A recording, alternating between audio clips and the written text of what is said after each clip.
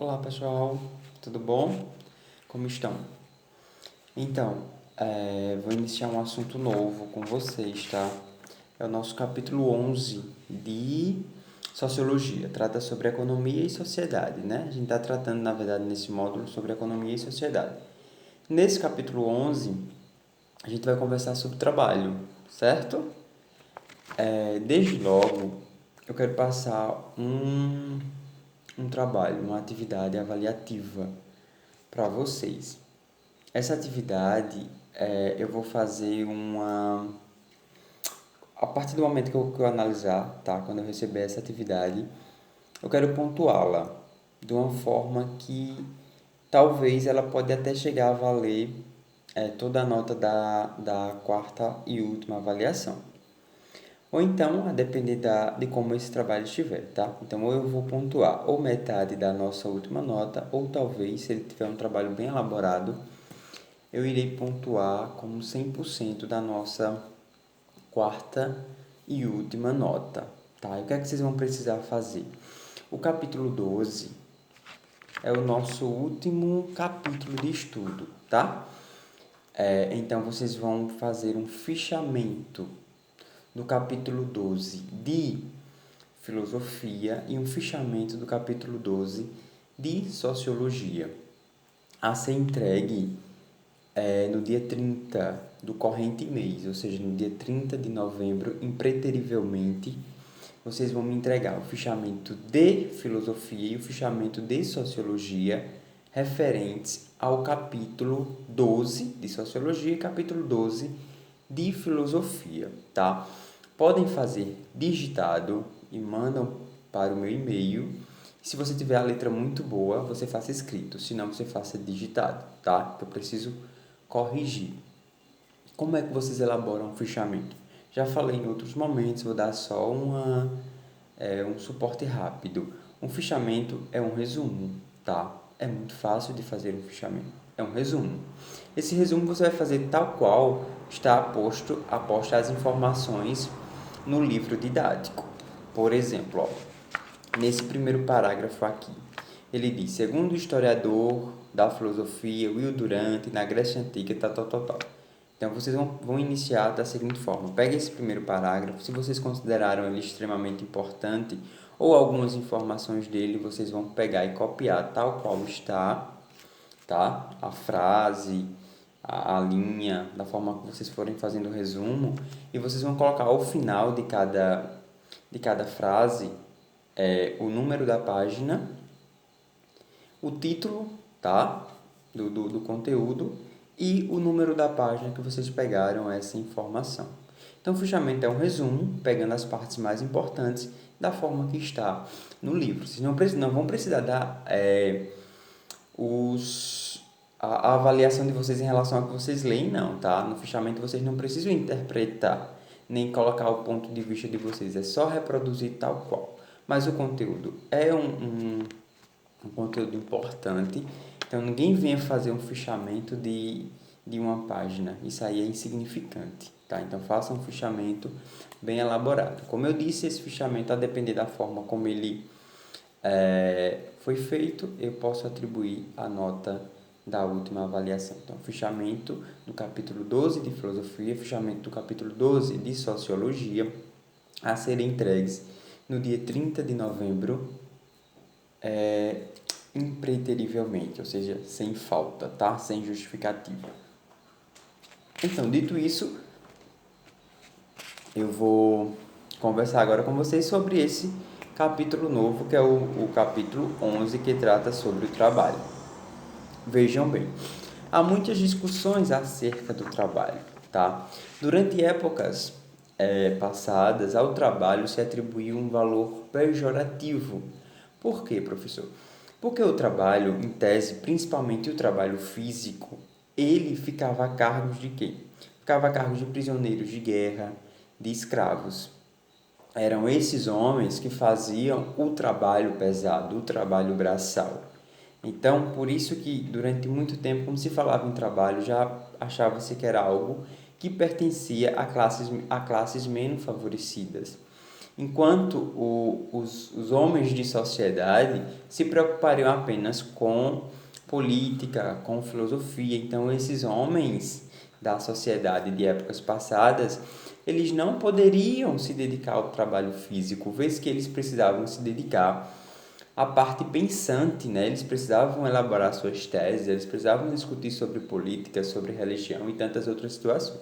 Então, o trabalho em tese, o trabalho pesado de elaborar construções, de cuidar de agricultura, de pecuária, enfim, era a atribuição de prisioneiros de guerra e de escravos, tá? Então, por isso que até hoje, quando a gente fala em trabalho, soa como algo um tanto quanto pesado, né? Ah, tem que trabalhar, estou trabalhando. Então, automaticamente já atribui-se um peso, uma carga muito grande.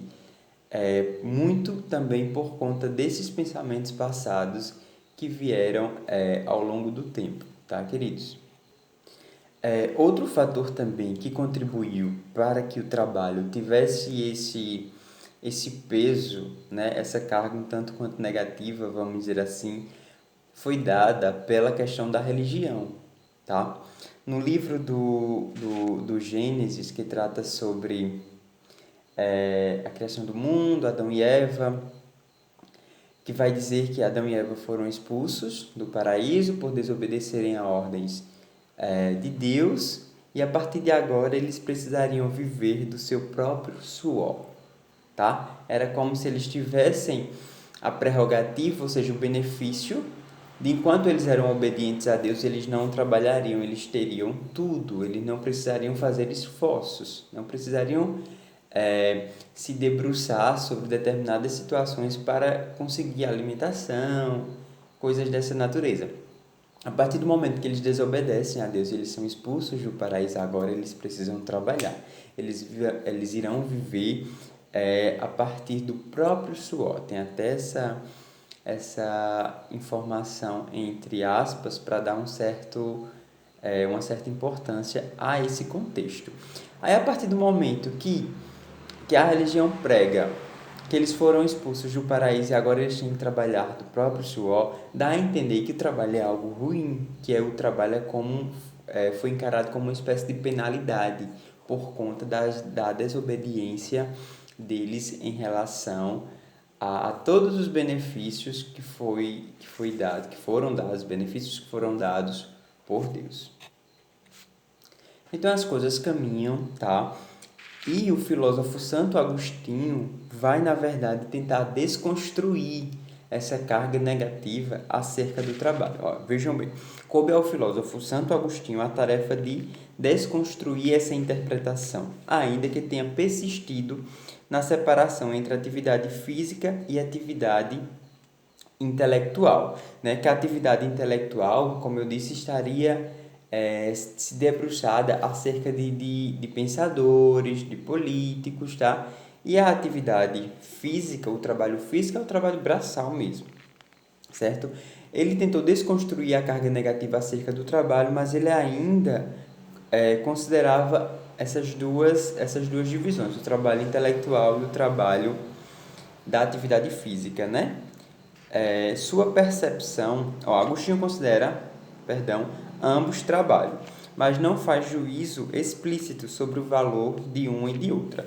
Sua percepção foi adiante, influenciou a vida monástica. Monges, em geral, trabalham no mosteiro, o que é recomendado e considerado complementar à vida espiritual.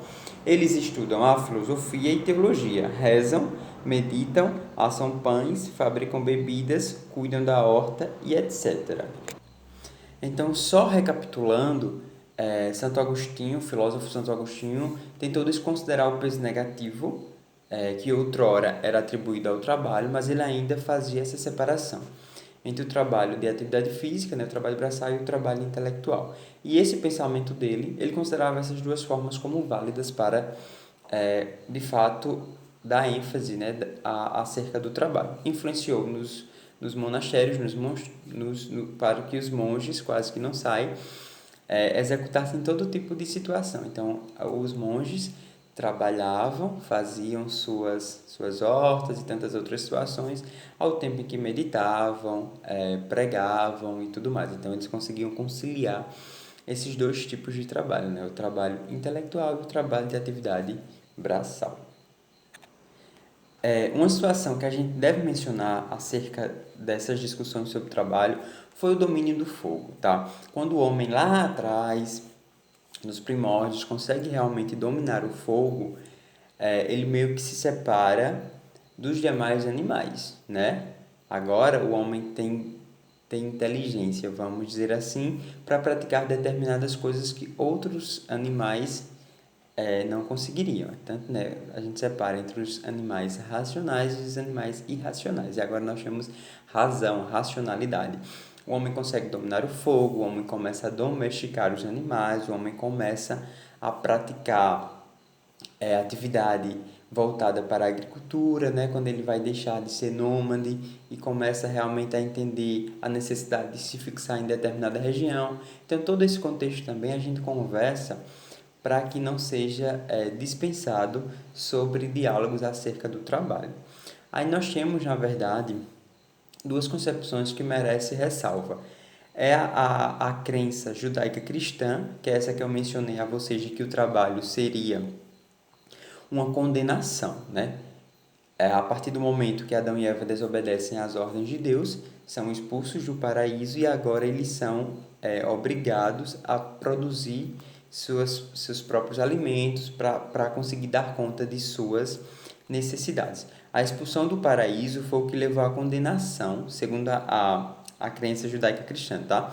A expulsão do paraíso de Adão e Eva levou à condenação dos seres humanos ao trabalho. É como se o trabalho tivesse sido um castigo que Deus nos concedeu por conta da desobediência de Adão e Eva. Então, por causa desse castigo, dessa desobediência, agora o homem vai ter que trabalhar e passar a produzir para atender às suas necessidades. Isso no caso da crença judaica cristã. No caso da mitologia grega, tá? A ideia de pecado, em tese, não é levada em consideração, embora eles diziam que era uma espécie de punição e não necessariamente um pecado, tá? Embora haja punições dos deuses para os seres humanos, o trabalho é também punição, tá? Na mitologia grega, que decorre de uma ousadia que desagrada aos deuses, certo? Então, lembrem sempre dessas concepções.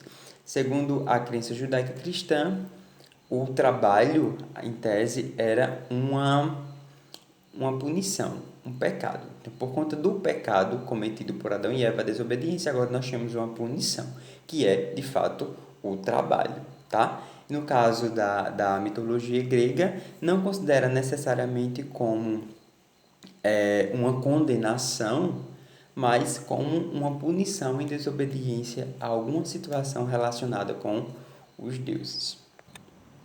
Tá? Então, feitas essas considerações, é por isso que muitas vezes parece que quando a gente fala em trabalhar, ou quando a gente diz a uma pessoa mais jovem, você completou 18 anos, agora você vai precisar trabalhar, né? Ainda hoje, se a gente analisar direitinho, soa como algo ruim, né? Como se realmente fosse uma punição, uma necessidade, assim e não como algo necessariamente positivo, porque o trabalho em tese, ele não deve ser encarado somente. Vou fazer essa frase que eu ia fazer. O trabalho não deve ser encarado como um pecado, como uma punição. Tá? Devemos também desconstruir aquela tese que diz que o trabalho dignifica o homem, para que realmente as pessoas queiram o tempo todo, desde logo, entrar no mercado de trabalho. Nós precisamos entender o trabalho como uma atividade, né, exercida, para que através daquela atividade exercida a gente possa angariar orçamento, vamos dizer assim, para dar conta das nossas atividades, né? Eu preciso comprar minha casa porque eu quero sair da casa dos meus pais, eu preciso comprar um carro para me ajudar no deslocamento. Então a gente tem que entender a dinâmica do trabalho como algo que vai nos agregar, tá? É lógico que quem acha que o trabalho é algo ruim e que deveria ser algo que não existisse na sociedade, então cada um faz as suas concepções da forma como achar necessário, né? Só que, como eu digo, eu sou totalmente contrária ao trabalho análogo à escravidão, tá? Aquele trabalho explorativo, né? Aquele trabalho realmente em que expõe as pessoas a determinadas situações sem dar uma contrapartida devida, espécies de exploração, eu totalmente não concordo. Mas eu acho importante sim a gente entender o trabalho como algo positivo, até porque se a gente está voltado para uma atividade, né, a gente acaba se desvencilhando, deixando de lado coisas que podem nos trazer cargas negativas, né? Se eu realmente dedico as minhas horas diárias ao meu estudo, ao meu trabalho, eu deixo de lado um tempo que poderia estar sendo usado para coisas que não fossem tão positivas, né? Como talvez uma situação de vandalismo ou coisas dessa natureza, tá? Então, não tenho esse perfil necessariamente capitalista de dizer que o trabalho é tudo que há. Não, mas eu repito, eu considero tanto trabalho como religião, por exemplo, algo que pode nos dar um norte. Porque senão a gente, eu acho, ficaria meio à deriva, né? Sem saber para onde conduzir a nossa vida, os nossos pensamentos, os nossos ideais, tá, queridos? Então, dando continuidade, vou falar um pouquinho sobre escravidão e servidão, né? Escravidão faz parte, na verdade, do nosso conteúdo histórico, né?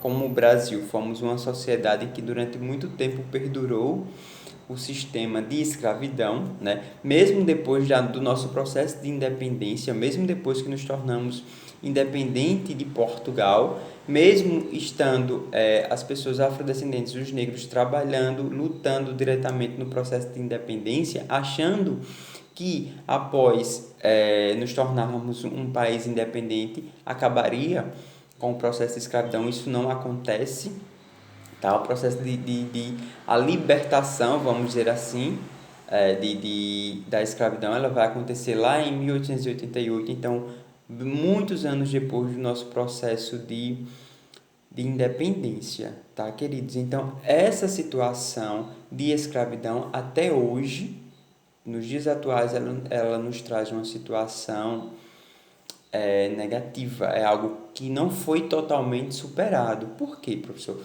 Porque essas pessoas deixaram de ser escravos e foram simplesmente jogadas na sociedade, né? Não houve um suporte do governo, não houve, vamos dizer assim, uma condução para que a gente pudesse inserir essas pessoas dentro da sociedade. Então, essas pessoas acabaram sendo jogadas, começaram a viver em bairros periféricos. Por quê? Porque não tinham condições. Outras, como não tinham o que fazer, não tinham como se sustentar, continuaram, né, naquela situação de morada nas fazendas, para que eu continuasse dependendo daquele senhor para a própria subsistência. Então, são várias situações que até hoje não foram superadas e parece que as políticas públicas elas querem dar situações imediatas, quando na verdade elas deveriam agir de uma forma a superar a situação. Como, por exemplo, não sou contra, mas vou citar a política de cotas, tá? Política de cotas para inserir as pessoas negras, os afrodescendentes no mercado de trabalho, né, nas cotas através do concurso público de universidade, joia. Mas não seria tão mais interessante se os governos se preocupassem realmente em oferecer uma educação básica de qualidade? Porque se você tem uma educação básica de qualidade, você não vai precisar se valer de uma política de acesso só por conta da sua cor de pele, tá, queridos? Então, como eu disse, isso aqui é só um exemplo. Não sou contra nem a favor do sistema de cotas. Eu gosto de discutir e fazer com que as pessoas tirem as suas próprias conclusões. Então, falando sobre escravidão, nós temos ainda hoje também trabalhos análogos à escravidão, certo? Por quê? Porque tem pessoas que trabalham em situações como eu disse, muito depreciativas. Há pessoas com cargas horárias de trabalho, assim, fora do comum, recebendo salários irrisórios, insignificantes para aquele trabalho que é exercido. Então, se eu, por exemplo, trabalho uma carga horária bem além do que a própria CLT determina, então já estou trabalhando num trabalho análogo à escravidão. Por quê? Porque, em tese, eu devo trabalhar, a CLT vai dizer que eu devo trabalhar 8 horas diárias, né? Tem a possibilidade de horas extras, tá? Mas desde que haja uma concordância e o interesse do empregado, essas horas extras elas devem ser remuneradas em todo um contexto. A grande questão é que tem pessoas que trabalham mais de 8 horas diárias e não recebem sequer o salário mínimo que deveria receber, tá? Sem falar no trabalho infantil e tantas outras situações. A escravidão é praticada desde a antiguidade, como eu comentei para vocês. No caso do Brasil, a escravidão os negros foram trazidos para o Brasil no processo de colonização, né? Mas em outras sociedades, como na Grécia, por exemplo, os escravos não eram necessariamente pessoas negras, eram prisioneiros de guerra que se tornavam escravos como uma forma de poder, né, dos gregos sobre aqueles que perdiam as guerras e os confrontos armados, tá? A escravidão é praticada desde a antiguidade por muitas civilizações.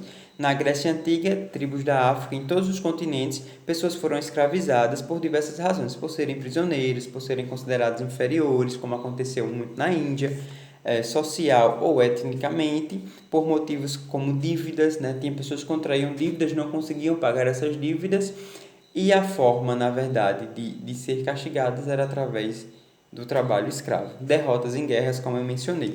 O sistema de servidão, por sua vez, esteve em vigor sobretudo durante o feudalismo, tá? O sistema de servidão aconteceu necessariamente no feudalismo. O que era o feudalismo? Só fazendo uma recapitulada. Era aquela situação em que eu era o senhor feudal, né? Porque eu tinha propriedades de terra, quase que não sai.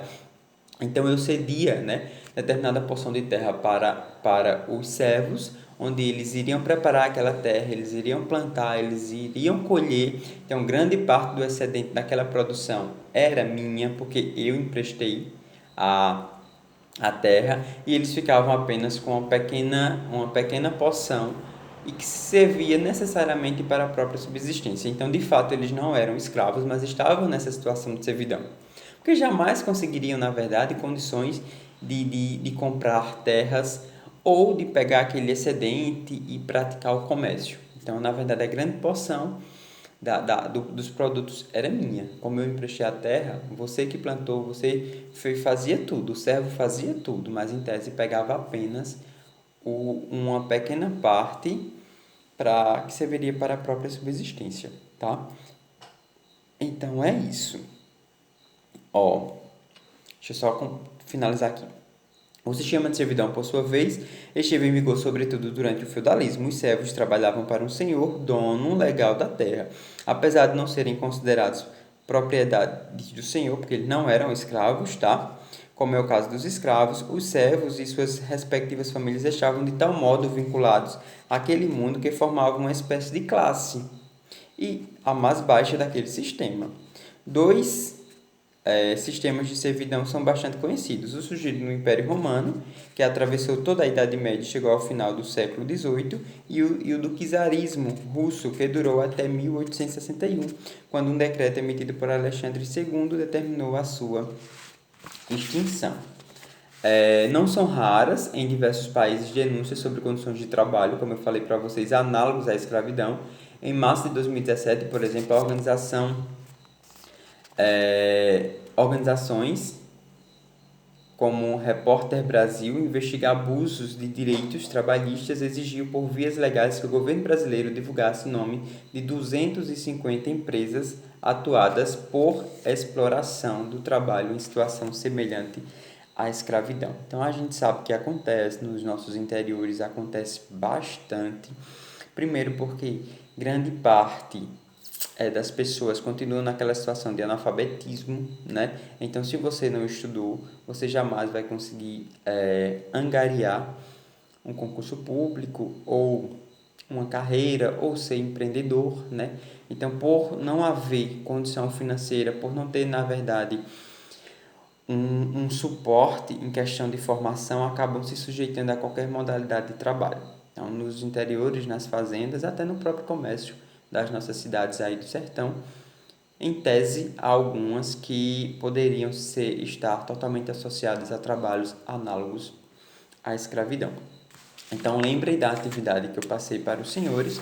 Em breve retorno com mais aulas e mais conteúdo. Se divirtam, faça a leitura do livro com muita cautela e com muita responsabilidade. O conteúdo é muito prazeroso. Estamos falando de assuntos atuais e vocês precisam se inteirar disso. E assistam também minha aula com muito carinho. Um forte abraço, tá? Fiquem bem e até breve.